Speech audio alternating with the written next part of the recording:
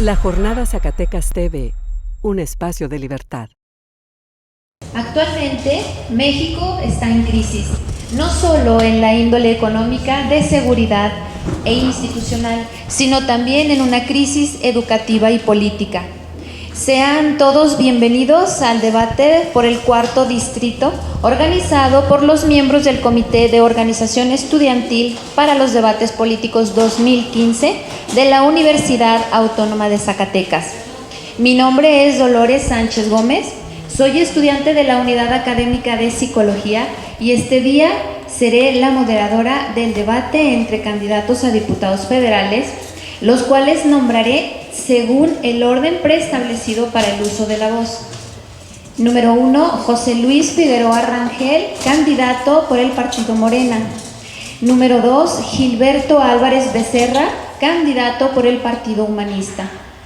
Número 3, Alfredo Femat Bañuelos, candidato por el Partido del Trabajo. Número 4, Ingrid Medina Díaz, candidata por el Partido Acción Nacional. Se les recuerda que este debate se lleva a cabo a puertas cerradas por seguridad de todos los presentes. Queda prohibido para los candidatos que utilicen lenguaje altisonante o que agredan verbal o no verbal a cualquiera de los presentes. Queda prohibido también para los acompañantes de los candidatos, para los medios de comunicación, estudiantes e invitados, se manifiesten a favor o en contra de cualquiera de los candidatos o partidos políticos. De lo contrario, se les pedirá que abandonen el recinto. En el tema problemas en la educación superior en México, pregunta número 1. La Universidad Autónoma de Zacatecas es el motor de nuestro estado. Cuando ésta no labora, los negocios comerciantes de la capital sufren estragos.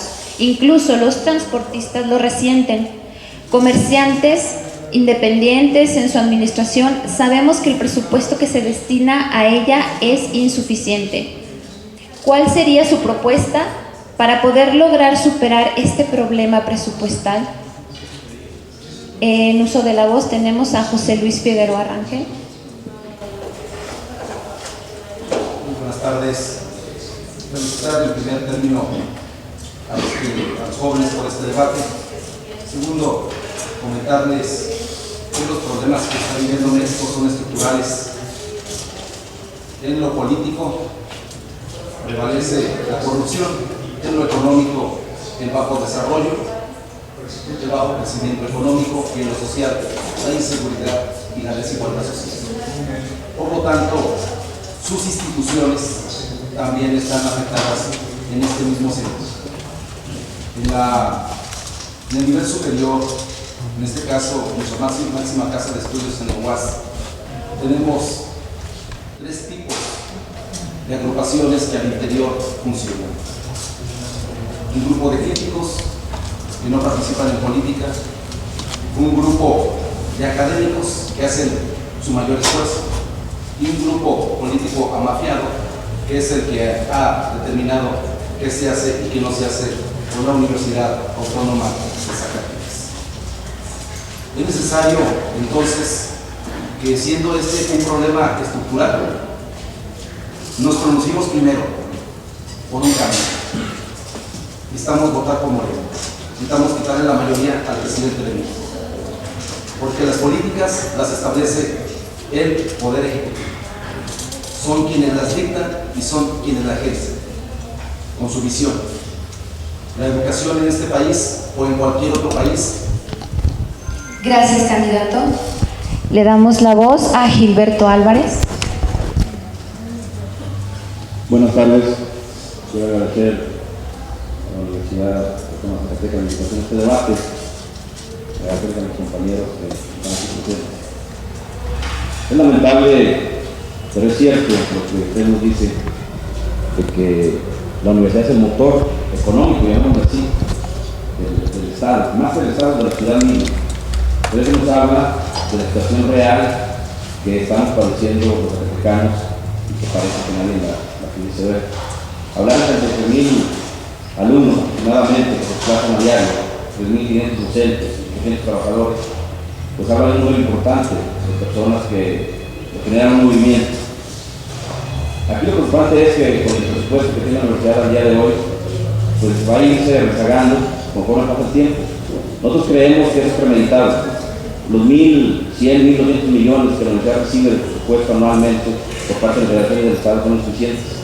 Yo creo que aquí debe haber un compromiso real del Estado, de los diputados, de la Federación de aumentar el presupuesto en costos reales, que venga etiquetado en el presupuesto, que no se quede el discurso de la demagogia, porque de otra manera seguiremos padeciendo este grave problema que tiene la universidad interior, que es la insuficiencia de recursos económicos para poder operar correctamente. Yo estoy convencido de que el día que en los presupuestos aparezca el recurso suficiente para la universidad, que debe ser del doble mínimo de lo que está recibiendo ahora, las cosas empezarán a cambiar al interior de la universidad y al exterior del Estado. Muchas gracias. Cuando yo fui rector, el subsidio solamente cubría el 67% de las obligaciones pactadas con los sindicatos. El desfinanciamiento era del menos 33%, y eso era lo que generaba que la universidad tuviera que tomar dinero tanto de la seguridad social como del asunto de Hacienda.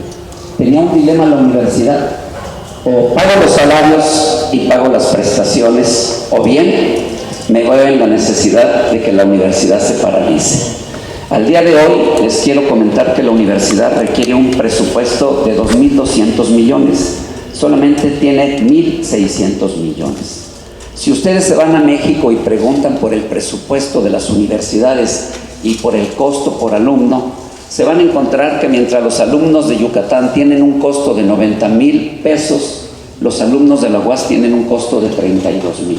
Cuando tú pides explicación de por qué los de Yucatán tienen un presupuesto por alumno de 90,000 y los de la UAS de 32,000, no te saben decir. Es decir, no hay políticas públicas en este país que garanticen que realmente los apoyos sean homogéneos. Lo que se requiere es efectivamente una nueva mayoría en el Congreso de la Unión, donde tanto el PRD, el PP, Morena, Movimiento Ciudadano sean mayoría. Pasamos los micrófonos a Ingrid Medina.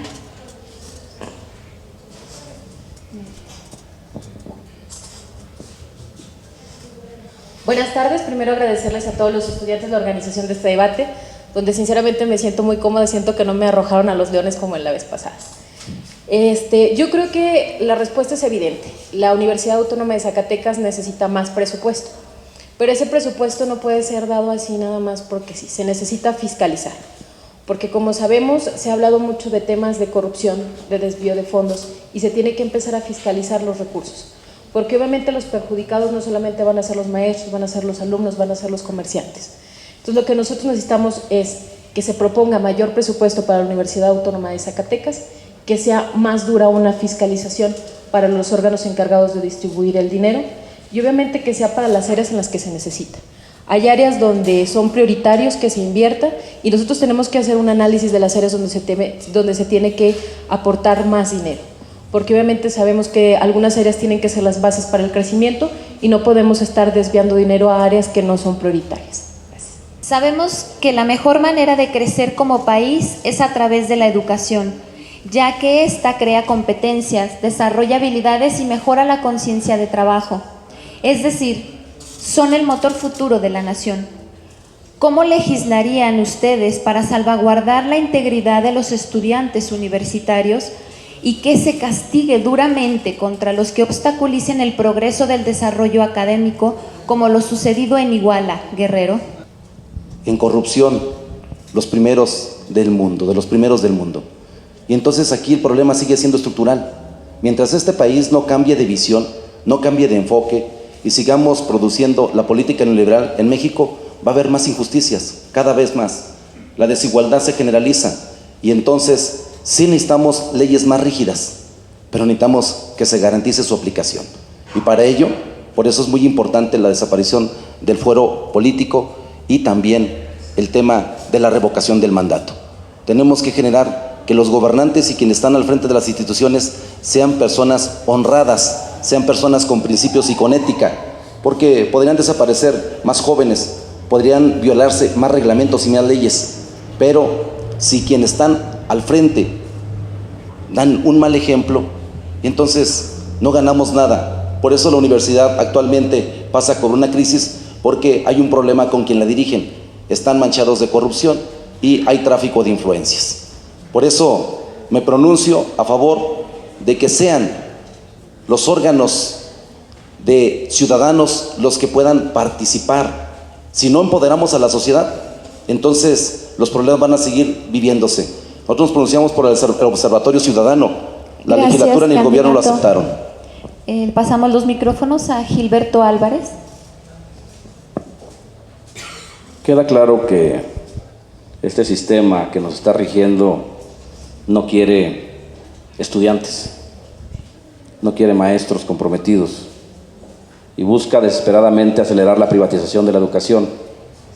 Yo creo que la mejor forma de ir a legislar a la Federación es ir a derogar esas reformas, entre ellas la educativa, adecuarla a la realidad del país, legislar para que los recursos a las universidades públicas, a las normales, sean constantes y sean suficientes. Pero no nada más hacer el compromiso aquí en el discurso. El problema es que como somos parte de un sistema, la mayoría de los políticos tradicionales o los políticos de siempre, en el discurso hacen un planteamiento y en los hechos hacen otro. Ese es uno de los graves problemas que tenemos en el país. México no es un país de leyes. En México la justicia es utópica. Aquí nosotros aspiramos a ser un país en paz, pero pareciera que nos empeñamos en incendiarlo. No nos queda claro que mientras siga este sistema creciendo y fortaleciéndose, vamos a ir hundiéndonos entre más.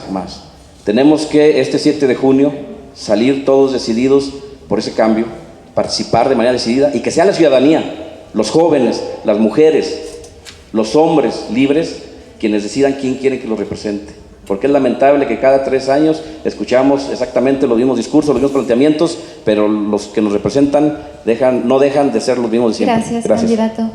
Es efectivamente una lucha soterrada entre un anterior proyecto de nación que tenía que ver con políticas públicas keynesianas y un nuevo proyecto de nación que tiene que ver con el asunto de privatizar todo lo público. En el fondo tenemos 2 proyectos de nación.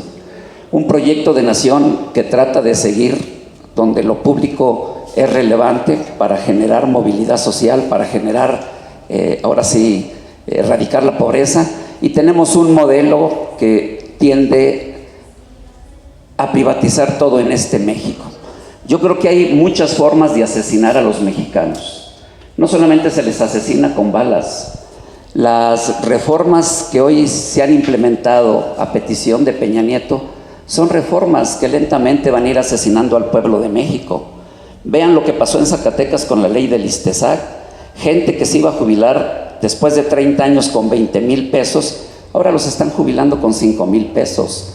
Eso también es una forma de asesinar al pueblo. ¿Ustedes creen que desde el 82 hasta la fecha haber perdido el poder adquisitivo los trabajadores en un 78% no es una forma de asesinar? Los micrófonos para Ingrid Medina. Yo en ese sentido estoy de acuerdo con mis compañeros. Las cosas no pueden seguir de la manera en la que están. Nosotros estamos viendo como si fuera en una clase de televisor cómo estamos violentando los derechos de los estudiantes, cómo amanecen muertos, cómo vemos a los padres llorando y la clase política no hace absolutamente nada. Yo creo que esta no es una cuestión de partido político, sino es una situación de los políticos, de que tenemos que dejar de lado el color y tenemos que empezar a legislar por la gente que está votando por nosotros. No puedo creer que verdaderamente los jóvenes, que son la fuerza del país, los estemos limitando, los estemos asesinando, los estemos callando, porque obviamente ellos son esta fuga de la olla express de presión que está generando el país. Y nosotros lo que estamos queriendo es callar a los jóvenes, y eso no puede ser posible.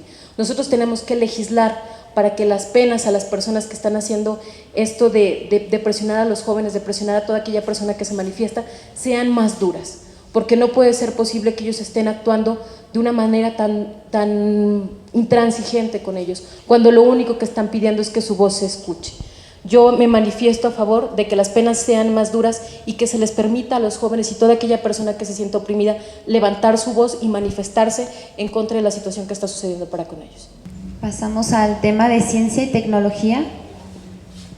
Pregunta número 3. En México se están desarrollando proyectos científicos vanguardistas que prometen mejorar la calidad humana, ambiental, y muchos de ellos demuestran que podrían tener una gran demanda de usuarios o consumidores. Lamentablemente sabemos que por falta de apoyo por parte del gobierno, en México hay fuga de cerebros. ¿Cómo legislarían para apoyar y proteger al investigador científico mexicano para que no tenga necesidad de salir al extranjero? Está invirtiendo nuestro país apenas el 0.4% en ciencia y tecnología. Nos pronunciamos porque habremos de legislar para que por lo menos tengamos el 1% del Producto Interno Bruto en inversión para la creación de científicos y espacios para los científicos.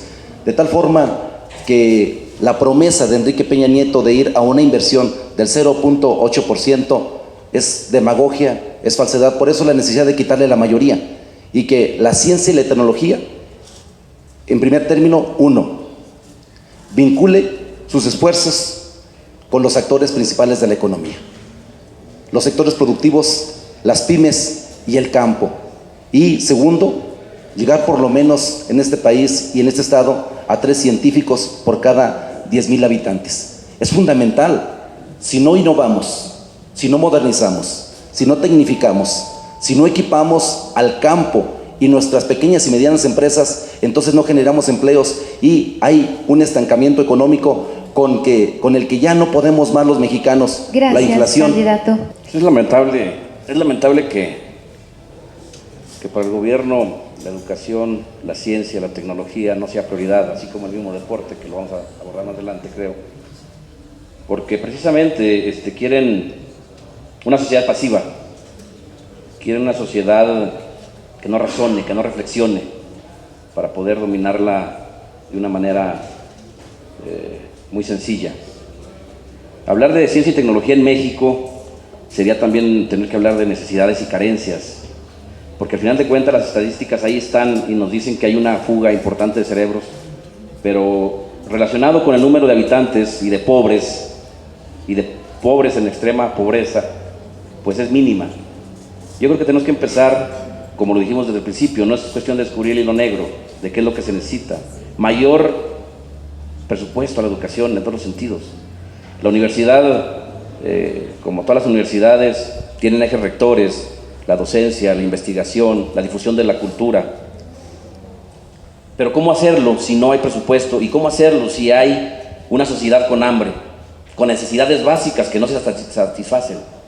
Yo creo que tenemos que mandar nuestro razonamiento al origen de las necesidades y luego empezar a hablar y a pensar en una ciencia y una tecnología más avanzada y de mayor desarrollo, al menos aquí en México. Porque pues, cuando se tiene hambre no entran las palabras. Gracias. Gracias, candidato. Es el turno para Alfredo Femat. En este país tenemos un binomio muy peligroso para todos los mexicanos. El binomio son los grandes ricos con la clase política que hoy gobierna. Son dos caras de una misma moneda. Ambos son parte de una complicidad donde tenemos una burguesía rapiña, voraz, que no le apuesta a la innovación tecnológica, que no le apuesta al conocimiento. Carlos Slim no se ha hecho rico porque haya generado patentes, se ha hecho rico por la complicidad con Carlos Salinas de Gortari y cómo le vendieron Telcel a 1/3 de su valor, regalándole toda la red por donde corre la señal. Lo que tenemos que entender es que tenemos que echar del poder de este país a esta clase política que en contubernio con los millonarios no ven al conocimiento como un arma para cambiar el país. Por eso necesitamos una nueva mayoría en el Congreso de la Unión. De nada nos sirve decir aquí que necesitamos el 8% del Producto Interno Bruto para la educación, el 1% para ciencia y tecnología, si el día 7 la gente vuelve a votar por el PRI y por el Verde. Si vuelven a tener ellos la mayoría en el Congreso de la Unión, no les interesa el conocimiento. Ellos están en un acuerdo con burgueses transnacionales para acabar de entregar este país. Necesitamos que se entienda que una nueva mayoría en el Congreso de la Unión es fundamental para cambiar de proyecto de nación. Gracias, candidato. Es el turno para Ingrid Medina. Es evidente que si el PRI es el vencedor en las elecciones del 7 de junio, todo lo que estamos diciendo nosotros será tirado a la basura. Creo que es básico que nosotros diseñemos una política nacional de desarrollo científico. porque no puede ser posible que nosotros estemos utilizando menos del 0.5% del PIB, en contraste de que Estados Unidos está usando el 3.04% de su PIB. Nosotros lo que estamos viendo también es una cuestión cultural. Estaba analizando una encuesta que realizó el CONACYT junto con el INEGI, de que México culturalmente ve a la ciencia mal, y ve mal que se gaste en esto porque cerca del 50% de las personas cree que esto va a ser la vida más artificial y cree que esto solamente es un gasto infructuoso y que solamente va para los ricos. Más del 84% de los mexicanos cree que es mejor que Dios te salve que la santería. Entonces ve poco en la ciencia y en la tecnología, algo en lo que se debe invertir. Yo lo que estoy viendo es que nosotros nos estamos convirtiendo solo en maquiladores, porque no estamos viendo que todo gasto en la ciencia y la tecnología es una inversión para el desarrollo. Y nosotros tenemos que dar la cultura de que no es un gasto infructuoso, estamos invirtiendo en el futuro. No podemos seguir siendo los maquiladores de los grandes países y no podemos estar comprando la tecnología que ellos están diseñando cuando la podemos hacer nosotros. Nuestra fuga de cerebros tendría que pararse dándoles mayores incentivos, invirtiendo más en todas aquellas prácticas que ellos deberían de hacer y estar muy conscientes de que a veces la práctica y error a veces se pierde y a veces se gana. Entonces no se pueden obtener siempre los resultados esperados. Gracias, candidata.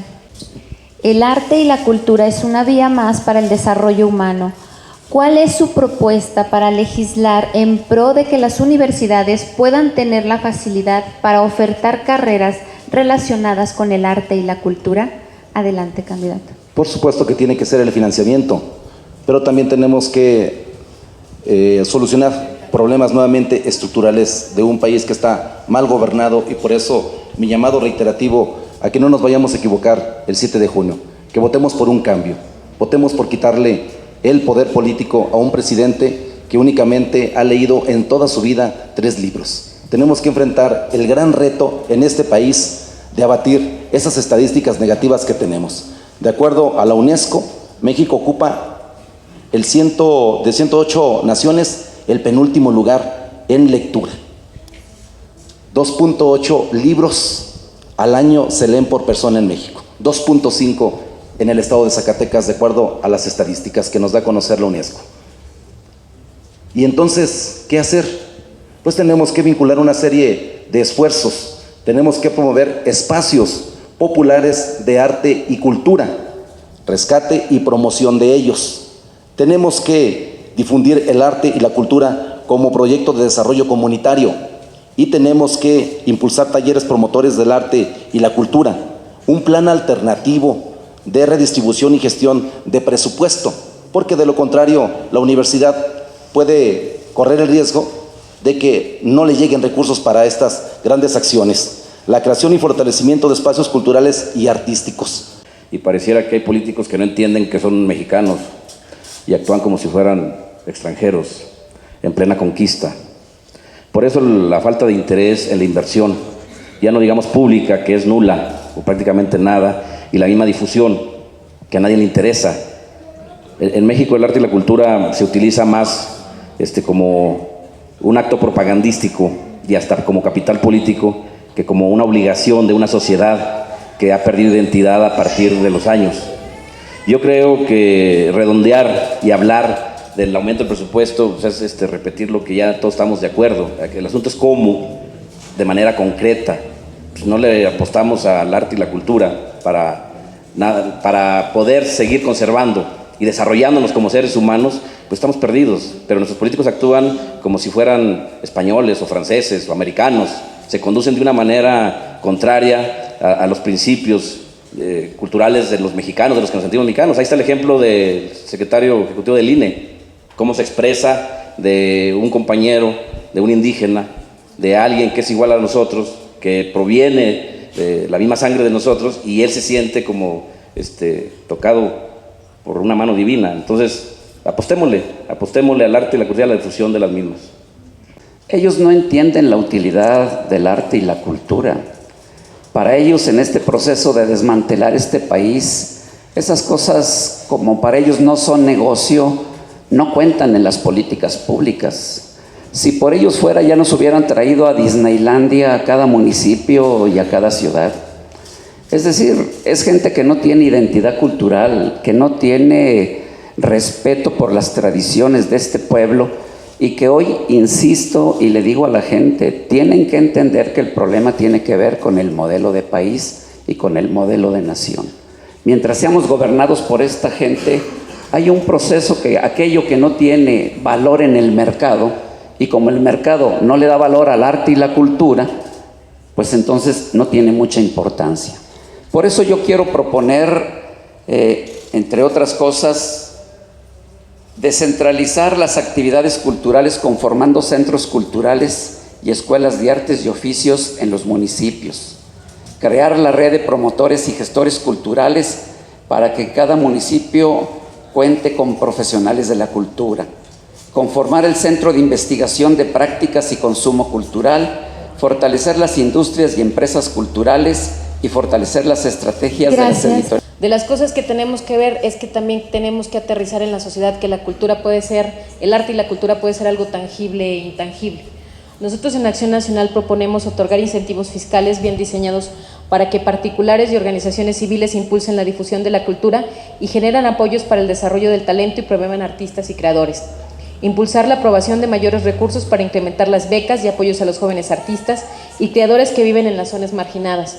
Fortalecer las capacidades, recursos y competencias de las instituciones responsables de realizar acciones que fomenten la difusión y el desarrollo del patrimonio y las expresiones artísticas y culturales de México y sus regiones, con el fin de consolidar nuestra imagen en el concierto internacional, identificando adecuadamente actividades de alto impacto, priorizando aquellas que promueven las participaciones de jóvenes artistas, creadores y talentos emergentes, además de fortalecer las atribuciones de recursos y competencias de las instituciones responsables, de impulsar una mayor presencia de las artes en las escuelas públicas en zonas rurales y zonas marginadas, especialmente en la educación básica que permita fortalecer el ejercicio de los derechos culturales y el desarrollo cultural y de la expresión artística de las comunidades marginadas.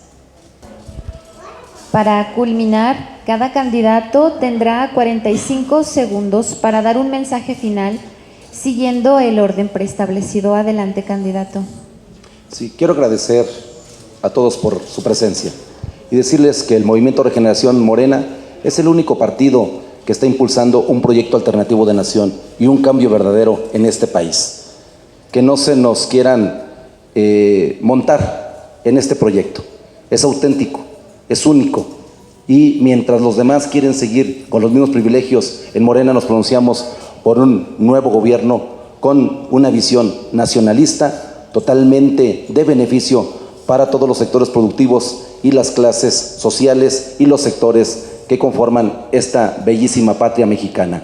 Por ello, te pedimos el voto para Morena este 7 de junio y seremos la diferencia realmente en este país, porque México lo requiere, un gobierno que trabaje para él en todo momento, que reactive la economía con otra visión. Muchas gracias, candidato. Los micrófonos para Gilberto Álvarez. Quiero agradecerle a los estudiantes de la UAS por la invitación, a mis compañeros candidatos, a mi equipo de trabajo, a los aquí presentes, que nos den la oportunidad de escucharnos, porque es necesario. Es ya una obligación que lo escuchen a uno. Estamos en busca de hombres y mujeres libres que quieran cambiar un sistema de país, que quieran un gobierno diferente y representantes populares distintos. Los partidos políticos, desgraciadamente, ya no son opción. Hay que ver bien los perfiles de cada uno de nosotros, invitarlos que este próximo 7 de junio le den el voto a quien crean que los puede representar dignamente en la Cámara de Diputados Federal, y que vayan y lo hagan de manera decidida y con valor civil para cambiar este sistema. Gracias, candidato. Buenas tardes. Por favor, es el turno de Alfredo Femat. Amigas y amigos de la Universidad Autónoma de Zacatecas, ustedes saben que yo ya en una ocasión resolví un problema estructural de más de 1,500 millones de pesos. Saben que ubiqué a la universidad entre las primeras universidades de este país. Por eso hoy te lo digo. En caso de ayudarme con tu voto, no tengas duda. Voy para ser un facilitador del pago de la deuda de 1,067 millones. Voy a pelearme por el incremento de los 500 millones de pesos que le faltan al subsidio de la UAS. Y voy a pelear por un fideicomiso, cada uno de 25 millones, para el deporte, para las casas del estudiante, para los comedores, para la cultura y para el deporte. Este 7 de junio te pido que me apoyes, que apoyes a Alfredo Femat, que apoyes al Partido del Trabajo. Muchas gracias. Gracias, candidato. Es el turno de Ingrid Medina. Quisiera agradecerles a todos la oportunidad de poder hablar sobre nuestras ideas. Yo solamente me refiero a los estudiantes, no como los universitarios de la UAS. Sé que hay tecnológicos, sé que hay escuelas privadas. Yo lo que les digo, es muy diferente ver el toro desde la barrera. Yo soy una persona que hasta hace poco, bueno, no mucho, egresé de la Universidad Autónoma de Zacatecas de la carrera de Economía, y me he dado cuenta que a veces la percepción de las personas que han estado en los órganos directivos son diferentes a las que tenemos nosotros. Las posturas son diferentes. Yo de Acción Nacional, yo no busco una confrontación con mis compañeros políticos. Yo busco aquí la unidad de las ideas. Yo creo que de aquí he llevado un pensamiento muy enriquecido que voy a llevar a la Diputación Federal, porque Ingrid Medina es la verdadera opción. Ingrid Medina, las encuestas no mienten. Vamos adelante y somos una mujer con palabra y una mujer de trabajo que será su próxima diputada federal. Gracias, candidata. Sin más por el momento, agradecemos su presencia y su compromiso hacia con la comunidad estudiantil de Zacatecas, esperando tener una mayor participación de los jóvenes en estas jornadas electorales y una reducción de esa brecha que mantiene a los representantes y representados alejados, ya que es muy necesario mantener un contacto más cercano para trabajar juntos y construir un país mejor. Gracias a los candidatos por su participación, al Instituto Nacional Electoral por su grandiosa labor de apoyo a los estudiantes, a Comunicación Social de la UAS, al Departamento de Telecomunicaciones, Departamento de Multimedios de la Universidad, al Departamento de Infraestructura de nuestra alma mater, a los miembros del Comité de Organización Estudiantil, a los medios de comunicación en general y en particular a aquellos que siempre han estado apoyando a los estudiantes, como la Jornada INTR, y sobre todo a la Casa Municipal de Cultura de Zacatecas, que demuestra plena conciencia de la necesidad para realizar este tipo de acercamiento entre los presentes, además de que por muchos años siempre ha otorgado un apoyo amplio e incondicional a los estudiantes y la realización de sus eventos culturales. Muchas gracias a todos los que hicieron posible esto.